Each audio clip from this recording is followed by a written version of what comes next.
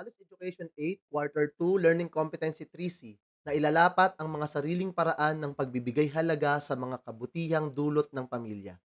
Magandang araw sa inyong lahat. Nasa ikatlong araw na tayo ng ating aralin tungkol sa kabutihang dulot ng pamilya.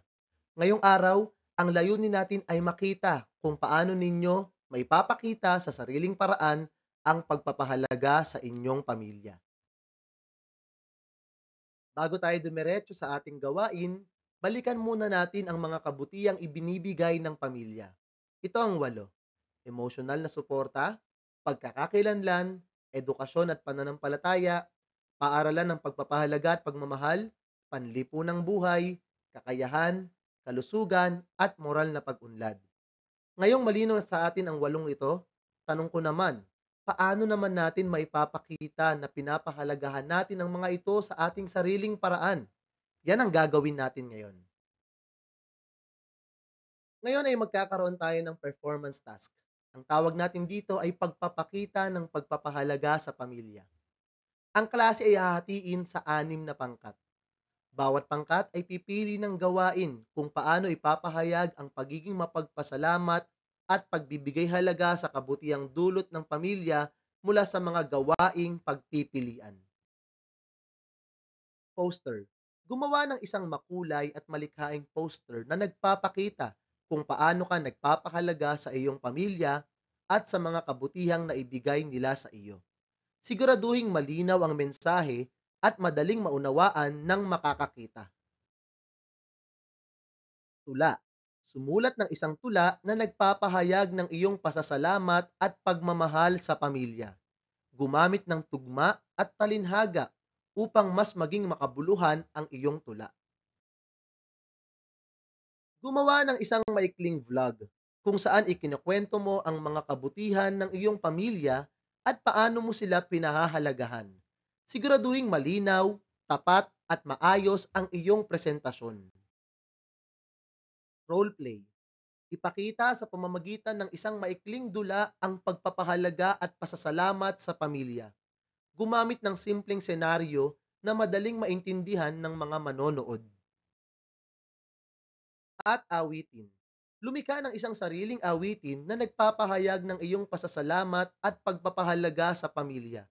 Siguraduhin na malinaw ang liriko at nakasentro sa tema ng pamilya at maaari itong lapatan ng tugtugin gamit ng mga instrumentong mayroon kayo. Bago kayo magsimula, ipaliliwanag ko muna ang ating mga pamantayan sa pagmamarka. Mayroon tayong 4 na kategorya at bawat isa ay may 5 puntos. Sa kabuuan, makakakuha kayo ng 20 puntos. Una, nilalaman. Titingnan natin kung malinaw ninyong naipakita ang pagpapahalaga at pasasalamat sa pamilya. Ang mahalaga, dama namin na totoo ang mensahe ninyo at konektado ito sa ating aralin. Ikalawa, pagkamalikhain. Bibigyan ng mataas na marka ang mga gawa na may malikhaing paraan ng pagpapahayag, maaaring sa pamamagitan ng disenyo, wika, kilos, musika o teknolohiya. Ikatlo, kaalaman at pag-unawa. Mahalaga na makikita sa inyong output na naiintindihan ninyo kung paano nakatutulong ang pamilya sa paghubog ng inyong pagkatao at pag-unlad ng sarili. At panghuli, presentasyon.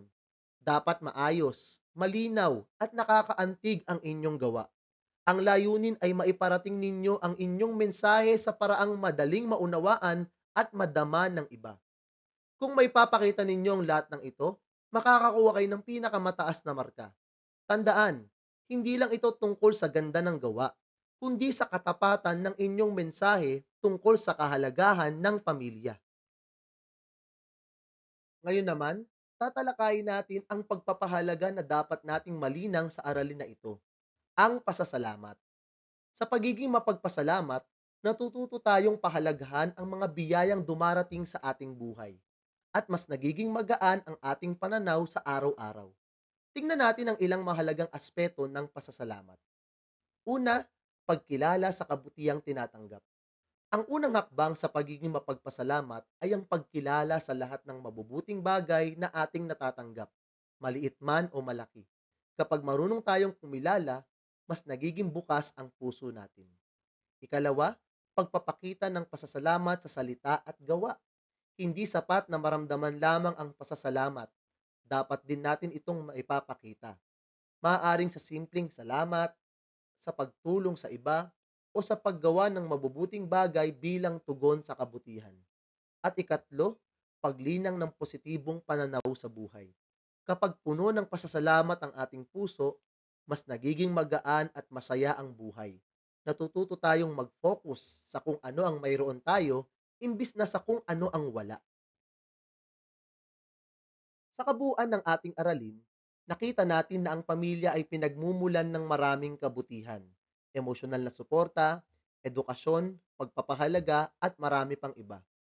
Kapag natututo tayong magpasalamat sa lahat ng ito, mas nauunawaan natin kung sino tayo at mas napahahalagahan natin ang ating sarili. At higit pa roon, ang pagpapahalaga sa pamilya ay nagbibigay ng positibong pananaw at nagpapatibay ng ating ugnayan sa kanila. Bilang pagninilay, isipin ninyo ito. Ano-ano ang mga bagay na dapat ninyong ipagpasalamat sa inyong pamilya? Paano ninyo maipapakita ang inyong pasasalamat sa kanila sa araw-araw na paraan? At bakit mahalaga na kilalanin at pahalagahan ang lahat ng kabutihang ibinibigay nila sa atin? Ang mga sagot ninyo ay makatutulong para mas maintindihan ninyo ang kahalagahan ng inyong pamilya sa inyong pagkatao. At hanggang diyan na lamang po ang ating aralin para sa linggong ito. Sana po ay may natutuhan kayo. Salamat po sa panonood at pakikinig. Paalam!